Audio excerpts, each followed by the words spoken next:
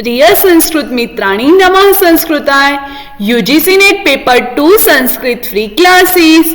Welcome to field form YouTube channel. Unit 4 जो हमारा दर्शन साहित्य का विशिष्ट अध्ययन जो हमारा चल रहा है, उसमें क्लास नंबर 28 और टाइम हमारा डेली 6 PM और बाय नीतू चौधरी।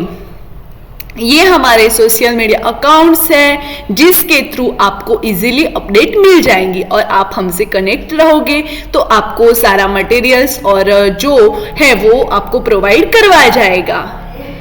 ये हमारी फिल फॉर्म की एप्लीकेशन है जिसमें notes, live classes, 5000 plus MCQ plus PYQ और फ्री बुक्स जो आपको रीड आउट करने के लिए मिल जाएंगी। और यहाँ पे बहुत ही जल्द नए अपडेट के साथ हमारे मॉक टेस्ट अपलोड होने वाले हैं, तो आपकी प्रिपरेशन करने में आसानी रहेगी। और ये हमारे होमवर्क का आंसर जो हमने कल होमवर्क के क्वेश्चंस दिए थे उसका आंसर जीवन मुक्ति कस्मिन् दर्शन स्वीक्रियते। तो वेदांत दर्शने जीवन मुक्ति स्वीक्रियते। उसके बाद समष्टि व्यष्टि भी प्रायेण कमने कमिति उक्तिरिक्त वेदांत सारे कस्य संदर्भस्ति। तो समष्टि और व्यष्टि हमने बताया था और आपको समझाया भी था कि अज्ञानस्य कमने कमिति, ठीक है।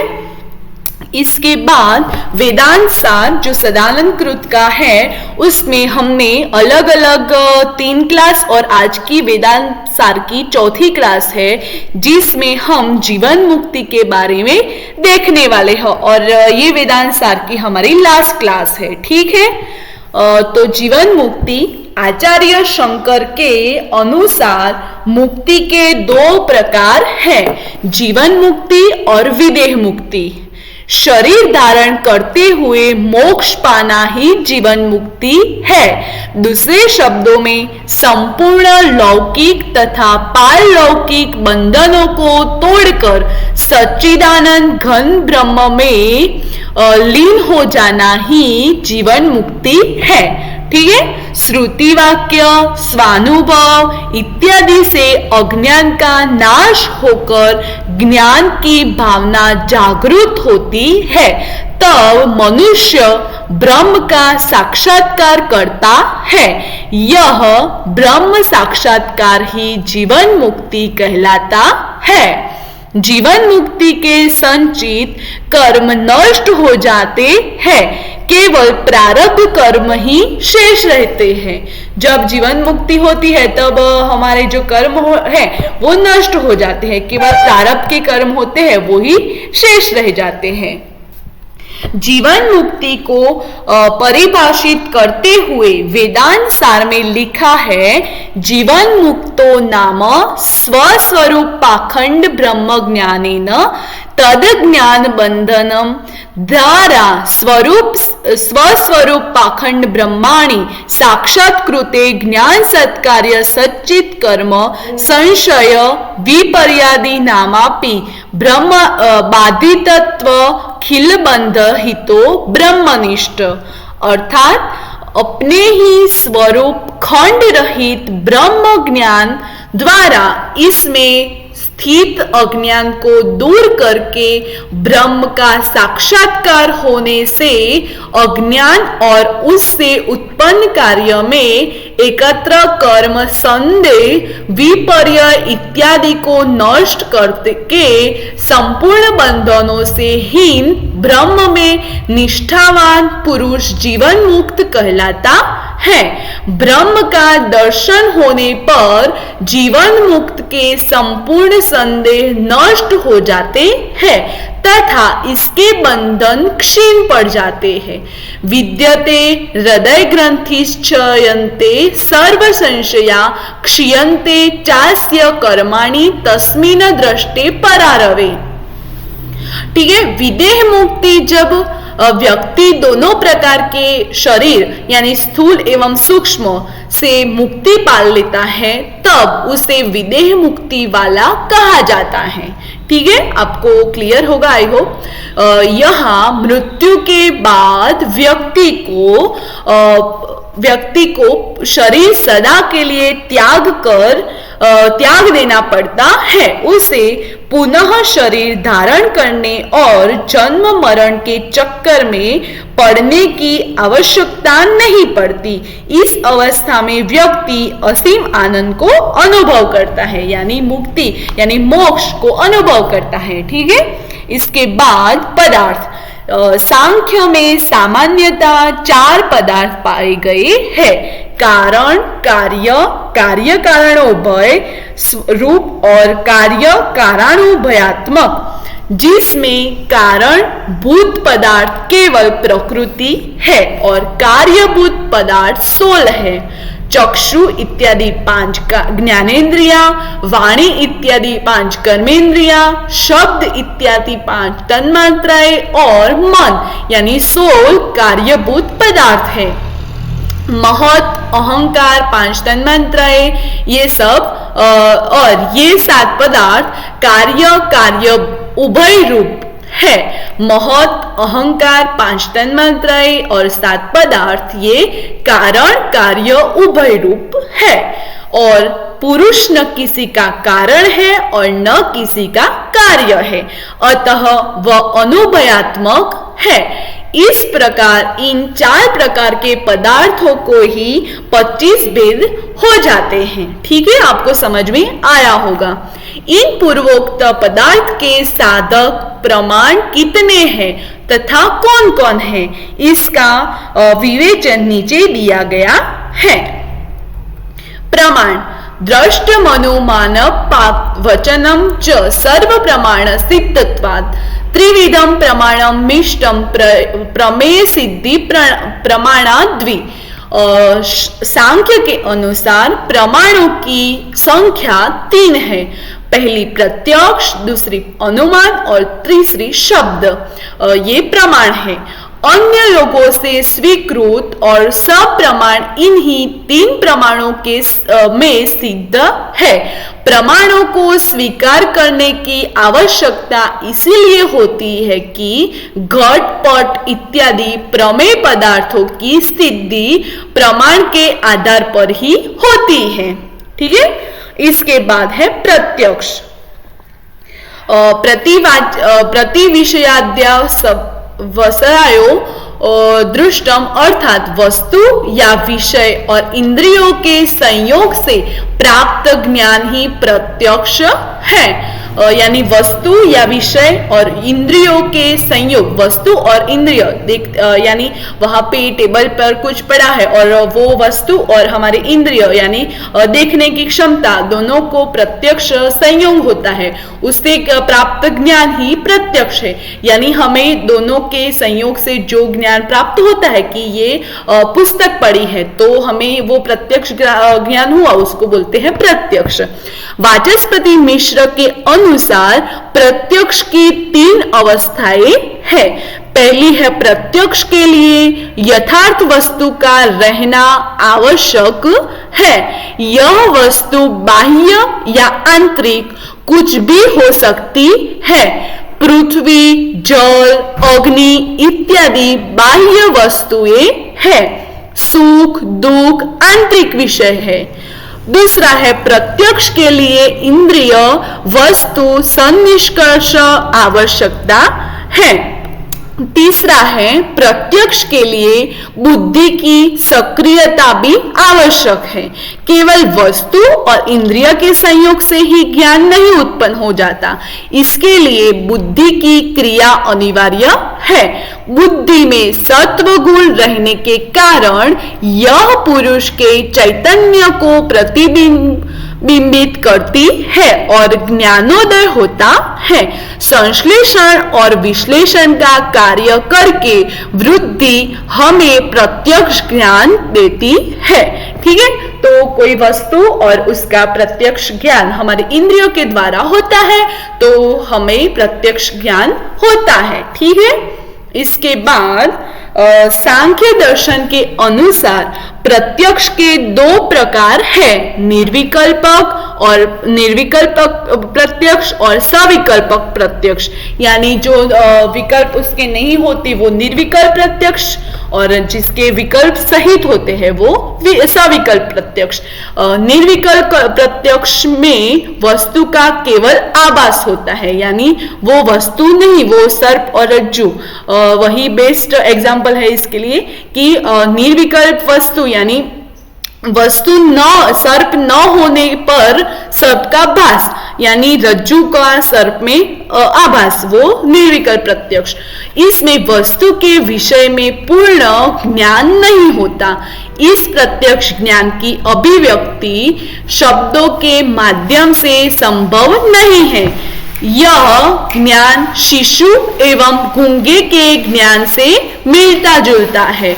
ये ज्ञान जब शिशु यानी जिसको पता नहीं है, वास्तव में कोई वस्तु का ज्ञान नहीं है, और गूंगे यानी पता है फिर भी बोल नहीं सकता, तो गूंगे के ज्ञान से मिलता जुलता है। शिशु और गूंगे अपने अनुभव को अभिव्यक्ति देने में असमर्थ रहते हैं, यानी गूंगे को पता तो होता है पर उसका वर्णन कैसे करे तो वो अभिव्यक्तित नहीं कर पाते, तो उसमें असमर्थ रहते हैं। और शिशु को तो पता ही नहीं है पर वो कैसे कर पाए कि ये ऐसी वस्तु है, ये ऐसा है, वो अभिव्यक्ति देने में असमर्थ रहते हैं। और सविकल्प प्रत्यक्ष में केवल वस्तु के अस्तित्व का ही आभास नहीं होता बल्कि उसकी पूर्ण जानकारी भी होती है, यानी वो रज्जु है कि सर्प है तो उसकी सच्चाई जो है कि वो रज्जु ही है, उसका आभास उसमें नहीं आता बल्कि उसकी पूर्ण जानकारी भी हो जाती है। जैसे यदि कोई व्यक्ति हमारे सामने से गुजरे और उसके विषय में हमें पूर्ण जानकारी हो जाए तो यह प्रत्यक्ष ज्ञान है, यानी कोई हमारे हम बैठे हैं तो हमारे आगे से कोई गुजर रहा है तो हमने उसको देखा है तो हमें प्रत्यक्ष ज्ञान है उस व्यक्ति का कि उसने ऐसे कपड़े पहने थे, वो इस साइड से यहाँ तक गया है, वो ऐसे चलकर गया है, वो गाड़ी से गया है, ये सब हमें पता है तो हमें प्रत्यक्ष ज्ञान इसका है। निर्विकल्प प्रत्यक्ष ही विकसित होकर सविकल्प प्रत्यक्ष हो जाता है, यानी निर्विकल्प का प्रत्यक्ष का जब विकास होता है यानी उसमें ज्ञान आता है तब वो सविकल्प प्रत्यक्ष हो जाता है। ठीक है, इसके बाद है अनुमान। सांख्य में अनुमान के स्वरूप का लिंगी पूर्वकम कहकर शाब्दिक भेद आवश्यक कर दिए हैं, परंतु आर्थिक स्वरूप अनुमान का वही है जो नैयायिकों ने माना है कि व्याप्ति विशिष्ट पक्ष धर्मता ज्ञान, और इसी अर्थ में वाचस्पति मिश्र ने लिंग भाव पूर्वकम या का पर्ययसान भी किया है। और वह अनुमान 3 प्रकार के होते हैं। पहला है पूर्ववत, दूसरा है शेषवत और तीसरा है सामान्य तो दृष्ट। ठीक है, अनुमान की 3 प्रकार है, पूर्ववत अनुमान, शेषवत अनुमान और सामान्य तो दृष्ट अनुमान। तो पहला है पूर्ववत अनुमान। पूर्ववत अनुमान 2 वस्तुओं के मध्य व्याप्ति संबंध पर आश्रित है। उदाहरणार्थ धुएं और आग में व्याप्ति संबंध रहने से धुएं की उपस्थिति से आग की उपस्थिति का अनुमान किया जाता है। जैसे हमें पता है कि जहां आग होती है वहां पे धुआं होता है, ये हमें हमारे ज्ञान से पता है, पर काफी बार ऐसा भी होता है कि जहां आग नहीं होती वहां भी धुएं होते हैं, यानी धुम्मस भी होता है, तो उसको हम अनुमान के रूप में बोल सकते हैं कि 2 पूर्ववत अनुमान के रूप में वो व्याप्ति संबंध पर आश्रित है कि धुएं और आग में व्याप्ति संबंध रहने से धुएं की उपस्थिति से आग की उपस्थिति का अनुमान किया जाता है। हमने हमारे किचन में देखा होता है कि हम जब लकड़ियां जलाते हैं तब वहां पे धुआं होता है, तो हमें हमारे माइंड में पता होता है कि जहां धुआं होता है वहां पे आग होती है। तो ये उदाहरण को देखकर हमें ऐसा पूर्ववत अनुमान देते हैं, ठीक है। या जैसे बादलों से आच्छादित आकाश को देखकर तथा बिजली की कड़कड़ाहट को सुनकर भावी कालीन वृष्टि रूप यानी वर्षा कार्य का अनुमान होता है। यानी जब आकाश में बादल आच्छादित हो जाते हैं तो उसको देखकर और बिजली को कड़कड़ाहट को सुनकर हम ऐसा अनुमान लगा सकते हैं, पूर्ववत अनुमान, कि आज बारिश होने वाली है। ऐसा हम पूर्ववत अनुमान के एग्जाम्पल देते हैं, ठीक है। इसके बाद है शेषवत। शेषवत अनुमान उसे कहते हैं जहां कार्य से कारण का अनुमान होता है, क्योंकि अंतिम कार्य को शेष की संज्ञा दी गई है और उस कार्य रूप लिंग से होने वाले अनुमान को शेषवत अनुमान कहते हैं। उदाहरण स्वरूप प्रातः काल चारों ओर पानी जमा देखकर रात में वर्षा के हो चुकने का अनुमान करना। यानी जहाँ कार्य से कारण का अनुमान होता है, यानी कुछ कार्य हो चुका होता है, उसके कारण उसको देखकर हम अनुमान लगाते हैं कि यहाँ पे कुछ हुआ होगा। तो जैसे उसका एग्जाम्पल दिया हुआ है कि हम जब रात को सोए थे तब बारिश नहीं थी, पर हम जब सुबह उठे तो वहाँ पे पानी को देखकर हम ऐसा अनुमान लगा सकते हैं कि यहाँ पे रात को बारिश हुई होगी। इसे बोलते हैं शेषवत अनुमान। इसके बाद है सामान्यतो दृष्ट। यदि दो वस्तुओं को साथ साथ देखे तब एक को देखकर दूसरे का अनुमान करना सामान्यतो दृष्ट है। यानी दो वस्तु को साथ साथ देखना और उसको देखकर एक दूसरे का अनुमान करना सामान्यतो दृष्ट है। हम लोगों ने बगुले को उजला पाया है। जो ही हम सुनते हैं कि अमुक पक्षी बगुला है, त्यों ही हम अनुमान करते हैं कि वह उजला होगा। यानी बगुलों को देखकर हम अनुमान करते हैं कि वो उजला है और दूसरे पक्षी को देखकर बोलते हैं कि वो बगुला है, तो हमें अनुमान हो जाता है कि वह उजला होगा। यानी दो वस्तुएं साथ साथ देखकर उसमें अनुमान लगाना, यानी सामान्यतो दृष्ट, यानी देखकर, दृष्ट यानी देखकर अनुमान लगाना, उसको बोलते हैं सामान्यतो दृष्ट अनुमान, ठीक है। उसके बाद है शब्द। आप्त श्रुति राप्त वचनम, अर्थात आप्त पुरुष के द्वारा उच्चरित यथार्थ वाक्य से उत्पन्न वाक्यार्थ ज्ञान को ही शब्द प्रमाण कहा गया है। यानी आप्त पुरुष के द्वारा उच्चरित यथार्थ वाक्य से उत्पन्न वाक्यार्थ ज्ञान को ही शब्द प्रमाण कहा गया है।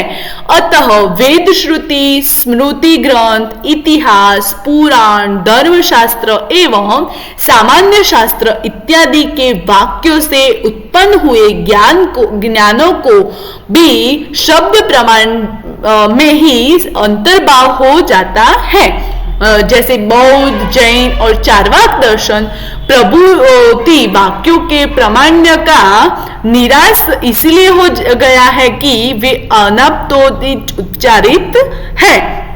यानी वो उच्चारण में आप्त पुरुष यानी कोई सफल पुरुष, यानी हमें वेदव्यास, तो वेदव्यास ने महाभारत, फिर वो वाल्मीकि ने रामायण, यानी वेद श्रुति, स्मृति, ऐसे जो पुराण शास्त्र और मनुस्मृति, ऐसे स्मृति ग्रंथों और इतिहास या पुराण, धर्मशास्त्र, वो सबको हम अनुमानित करके वो देखते हैं, उसको शब्द कहते हैं, ठीक है। यहाँ तक आपको समझ आ गया होगा। उसके बाद होमवर्क के 2 क्वेश्चंस दिए हुए हैं और उसका आंसर आपको कमेंट बॉक्स में और व्हाट्सएप नंबर पे भी देना है। आपको जहां ठीक लगे आप दे देना और व्हाट्सएप नंबर पे बोलना कि मैम को पास करें, ठीक है।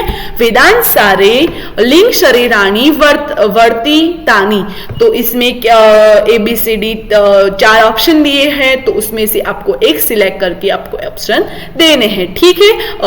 आपको लिखना है कि नंबर 1 वेदांत सार, तो उसका आंसर ये है। नंबर 2 विज्ञानमय कोश भवती, विज्ञानमय कोश क्या है इनमें से, उसका आंसर देते हुए आपको कमेंट बॉक्स में करना है, ठीक है।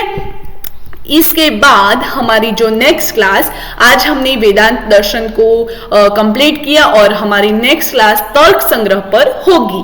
ठीक है, तो कल से हम तर्क संग्रह स्टार्ट करने वाले हैं। फीडबैक आपको ये क्लास कैसा लगा अपने कमेंट बॉक्स में कमेंट करके नेक्स्ट क्लास में आपका सॉल्यूशन पाए। ठीक है, और फॉर मोर इंफॉर्मेशन के लिए आप हमारी सारी साइट से जुड़ सकते हैं और अपडेट को आपके तक पहुंचा सकते हैं। ठीक है, और thank you for watching this video. Have a nice day, take care, bye all students.